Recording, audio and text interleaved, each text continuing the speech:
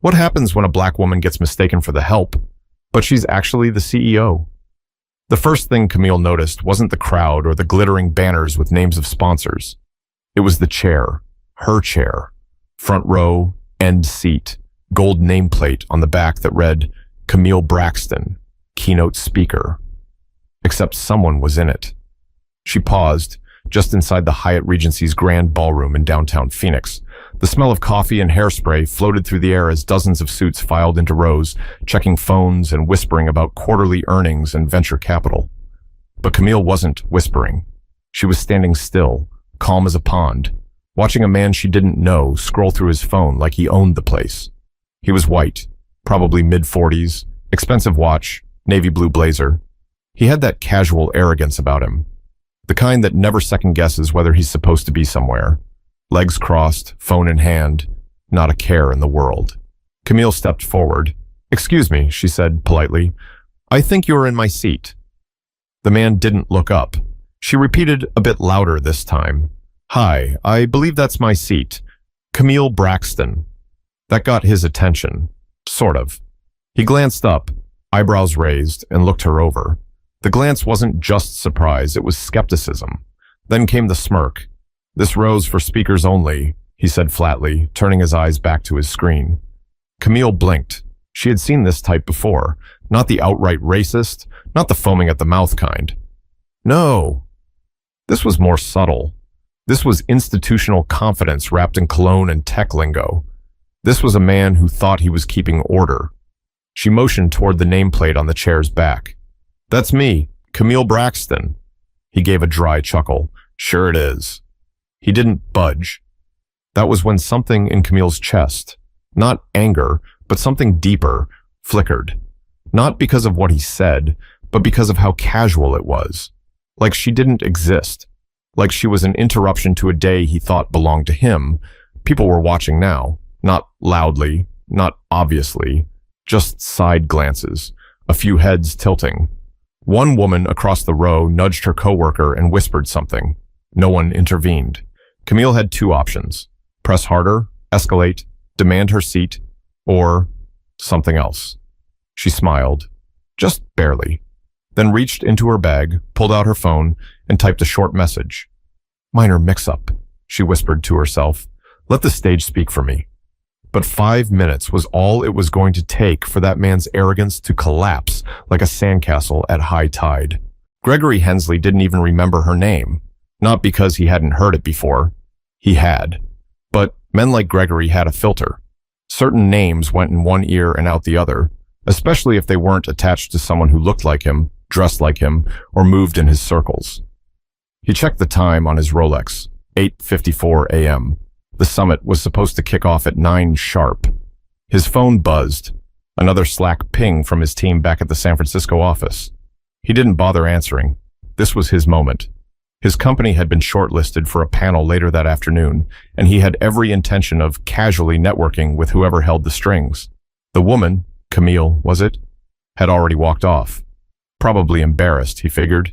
He was used to these events being chaotic anyway.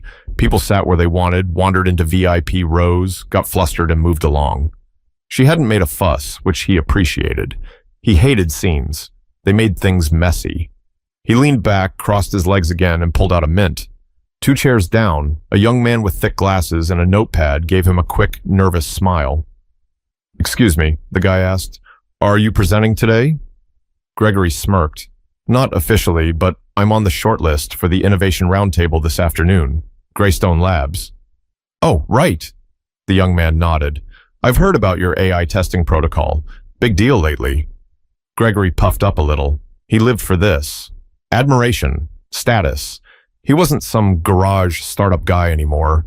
He wore blazers now, flew business class, gave TEDx talks in Seattle. He glanced back at the entrance to the ballroom just to see if that woman, what was her name again, was still hovering around. But she was gone. He didn't think twice about it. But 2 rows behind him, someone was already pointing a phone camera in his direction. Another person whispered, "Is that the guy who?" The chatter started low, like a quiet stir in the trees before a storm. Gregory didn't hear it yet. Instead, he looked around the room, noting faces he recognized from LinkedIn and Forbes. 30 under 40 lists. He'd shaken hands with half of them over the past 2 years, and here he was again, front row, exactly where he belonged. At least, that's what he told himself. Because Gregory had built a career on being in the right room at the right time. He knew how to spot opportunity, seize it, and look polished doing it. But what he couldn't know, was that he had just made the biggest mistake of his professional life, and it had taken him less than 30 seconds.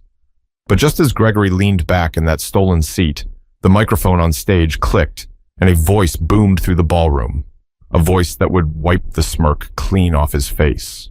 To understand why the room shifted when her name was called, you had to know where Camille Braxton came from. Not just her title, not just the CEO tag next to her name in magazines or LinkedIn headlines. You had to understand what it cost her to get there. Camille grew up in Bakersfield, California, not the fancy part, the part with rusted fences and cracked sidewalks. Her mother worked nights as a nurse and took weekend shifts when the fridge was looking empty. Her dad, in and out of the picture, more gone than present. Camille wasn't the loudest in the room growing up. She was the one quietly fixing broken school laptops, organizing library shelves by color, showing the math teacher how to use Excel formulas. People told her she was well-spoken before she even turned 12. She got a full ride to Arizona State, studied computer science, and worked part-time at a coffee shop where customers assumed she was the cashier even when she was behind the counter fixing the broken POS systems. The first time someone called her bossy, she was leading a senior project team of 5 men who kept showing up late and missing deadlines. The first time someone stole her idea, it was a patent. She was 27. Her name mysteriously vanished from the filing. But Camille didn't scream. She documented. She watched. She learned the rules, then wrote her own. And 5 years later, she launched Fiero Systems, a data privacy startup that prioritized marginalized communities, a direct response to companies that treated Black and brown users like afterthoughts. At 33, she made the Forbes Next 100 list. By 36, she was fielding acquisition offers from billion-dollar firms. She turned them down. She didn't build Fiero to sell it. She built it to protect people like her mother, people who couldn't afford identity theft or surveillance or silent discrimination coded into algorithms. Camille wasn't just a tech executive, she was a woman with receipts. And that conference, the one in Phoenix, she had been invited as the opening speaker, not just for her achievements, but for the example she set. The proof that excellence doesn't need anyone's permission. So when she texted the moderator, a longtime colleague from the industry, and said, "Tiny hiccup with my seat, let me know when you're ready," she wasn't being passive. She was setting the stage, literally. Back in the ballroom, Camille stood behind the side curtain, one earbud in, her speech notes on her phone. Not that she needed them. She knew every word by heart. From her vantage point, she could see Gregory, still lounging, still scrolling, still oblivious. She had seen him before. Not him specifically, but his type. At pitch meetings, in elevators, on calls where they'd ask to speak to the engineer after she'd already introduced herself as the founder. People like Gregory never realized they were looking at the future until it was too late. The event producer gave her a signal from across the stage. It was time. Camille smoothed the lapel of her cream blazer and stepped into the wings. But before she walked out, the announcer's voice rang through the room. And what he said next made Gregory Hensley drop his phone. "Ladies and gentlemen, please welcome our keynote speaker, Camille Braxton, founder and CEO of Fiero Systems." The ballroom fell quiet. Not out of politeness, but confusion. A beat passed. Then 2. Gregory turned, half expecting some mistake. Surely the guy meant someone else. But then he saw her. Camille emerged from stage right, head held high, shoulders relaxed, walking with the kind of grace that didn't ask for respect. It expected it. A few people in the audience clapped instinctively, then louder, until the room filled with applause. Phones were already up. A reporter near the press row tapped frantically at her screen. Camille reached the podium. Her name flashed across the massive LED backdrop in bold white letters. Camille Braxton. There was no mistake, no maybe. Gregory blinked. His heart kicked once, heavy in his chest. He looked down at the nameplate on the chair, then back up at the stage. "Oh, my God," someone muttered 2 seats over. The young guy who had asked if Gregory was presenting?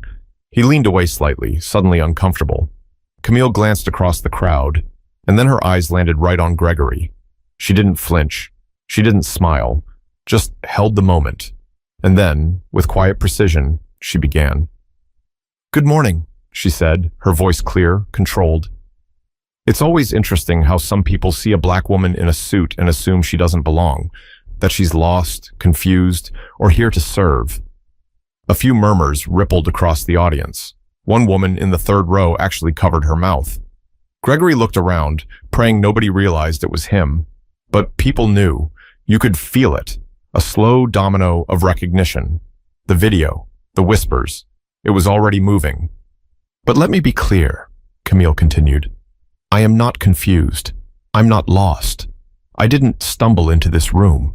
I helped build rooms like this. And today, I stand here, not because someone let me in, but because I earned it." She didn't raise her voice. She didn't point fingers. She didn't have to. The facts did the work. Camille began her talk, weaving her childhood, her education, the launch of Fiero, the failures, the investors who passed on her, the ones who tried to change her, and the moment she decided that being underestimated was her greatest asset. Every now and then, someone in the audience would glance over at Gregory, who was now sitting upright, hands clenched, face drained of all that earlier swagger. He wanted to leave, but walking out now would make it worse, so he sat there, trapped in the spotlight he stole. Camille wrapped up her talk after 20 minutes. The room rose as one, and standing ovation, full applause. Not just out of politeness, out of real bone-deep respect. She stepped away from the mic, walked back across the stage, and as she exited, her eyes flicked once more to Gregory. No grin, no gloating, just a reminder.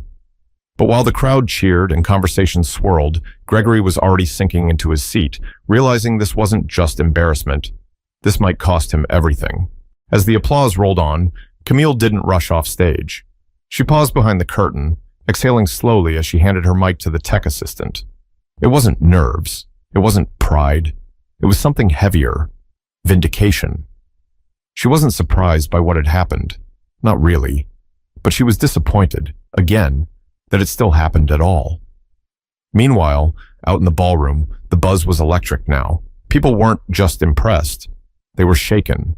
Because Camille hadn't given a motivational talk. She had told the truth, calmly, boldly, without sugarcoating it.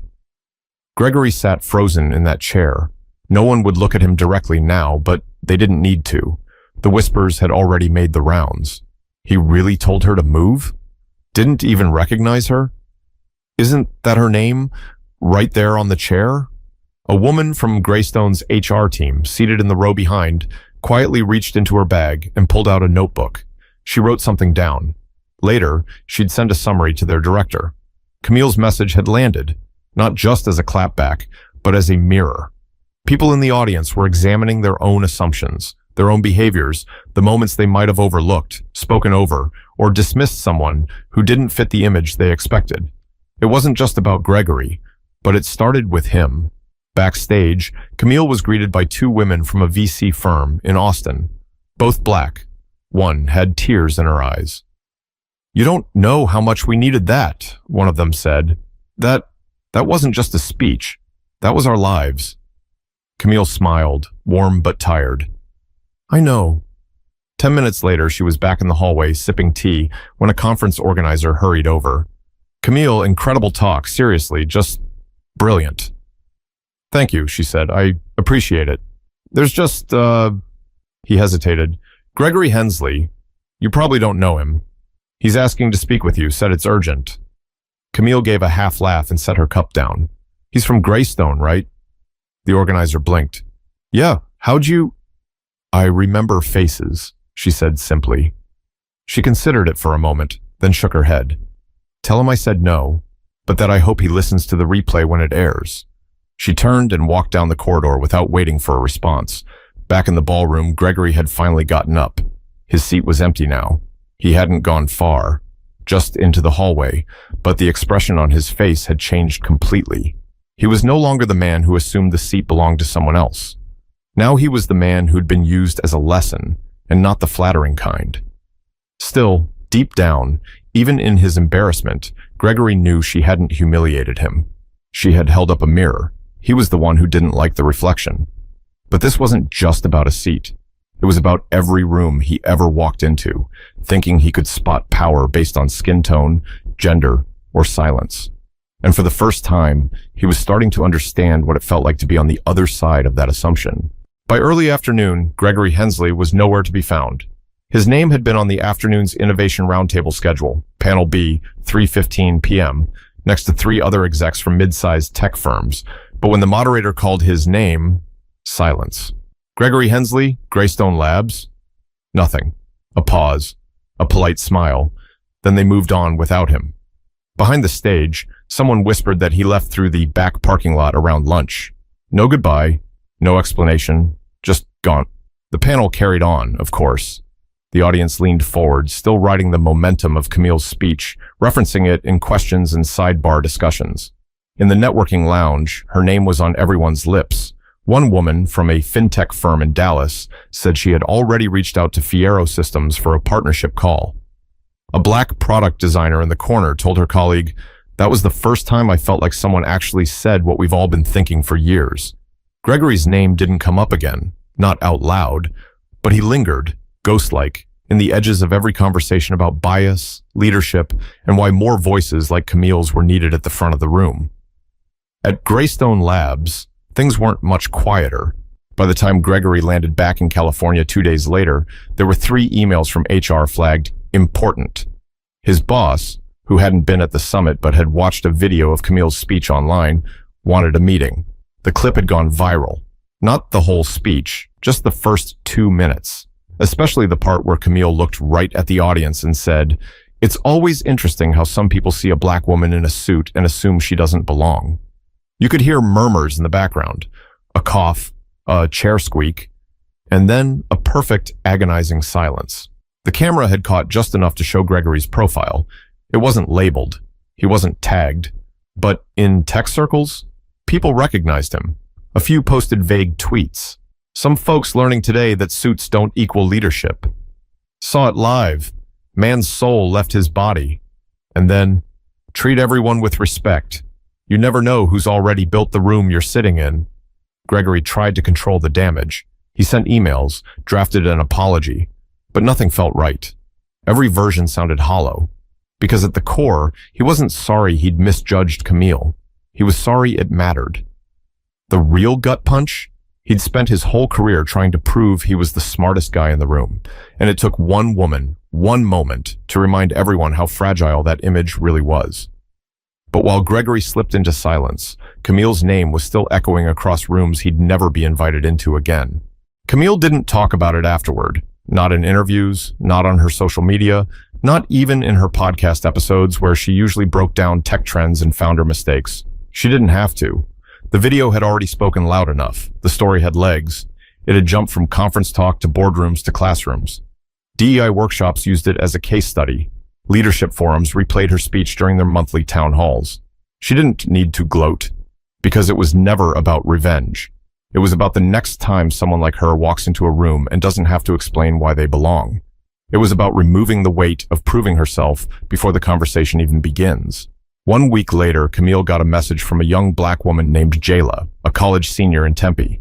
She'd been interning at the summit, working behind the scenes, passing out badges and hauling speaker kits. She wrote, "I watched you take that mic like it was yours the whole time. I've never seen anyone do that without raising their voice or making people feel small. You just owned it. You gave me permission to believe I could do the same one day." Camille smiled when she read it. That was the real reason she did it. Not to prove Gregory wrong, but to show Jayla what it looked like to move through fire without burning your voice. 2 months later, Fiero Systems closed a new $17 million round of funding, led by 2 of the VC firms that had been in that ballroom. They didn't ask for equity shifts. They didn't try to rebrand her mission. They came in as partners. And Gregory? His name quietly disappeared from Greystone's leadership page. He popped up on LinkedIn a few weeks later, writing a long-winded post about accountability and the importance of listening. It got likes. But people didn't forget, because this wasn't just about a seat. It was about who's been asked to wait for permission and who's been handing it out without thinking twice. And every time Camille stepped on another stage, she didn't just bring her resume. She brought the reminder that grace isn't weakness, that silence can be power, that sometimes you don't need to raise your voice. You just need to be heard. And if they won't hear you, then you build your own mic and you speak anyway. If you've ever been made to feel like you didn't belong, let this be your reminder. Your presence is not a question mark. It's a full sentence. Speak, sit, lead, and don't let anybody snatch your seat.